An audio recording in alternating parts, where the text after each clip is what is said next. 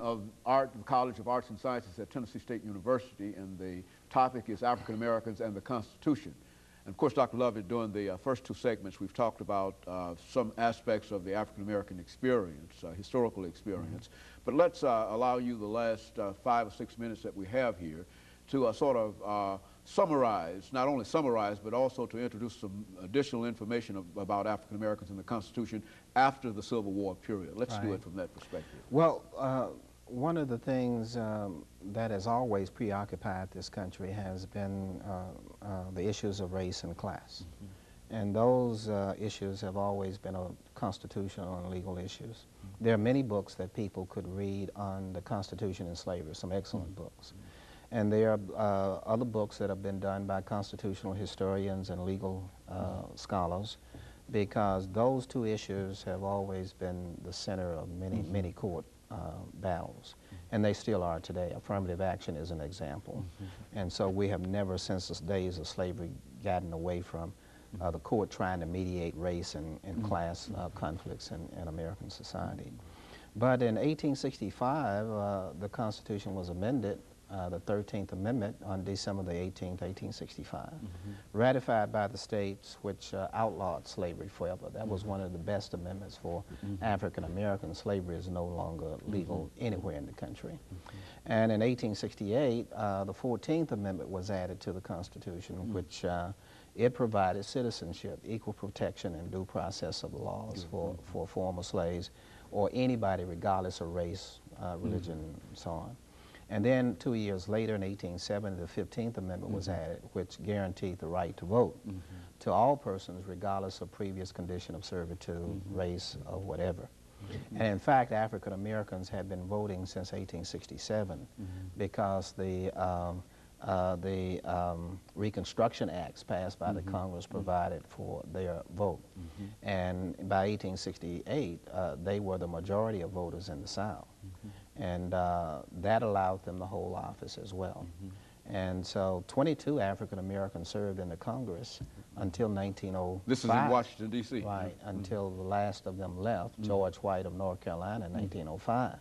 And no African Americans will return to Congress until the 1960s because of the laws that southern states put in place to disenfranchise African Americans. Much like the constitutional laws that are being put into place in southern states now. For example, in Alabama, 1/3 of African American men cannot vote in Alabama.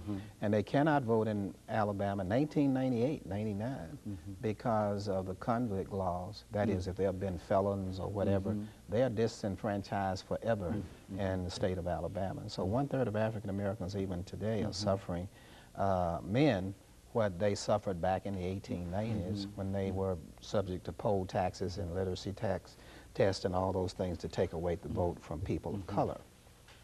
But the Constitution has always been sort of used to try to decide racial issues in our society because it's such a racially divided, society. Then and as it is now. And of course, as you know, the fight is over affirmative action and all the other things, but they're the same issues. But these are all constitutional problems. Right. The issues is who's going to dominate the society, who's going to participate in it, and who's not going to participate in it. Who's going to be black, and those are citizens with limited privileges. That's what the word black means. And who's going to be white? Those are citizens with all of the privileges. That's what white means.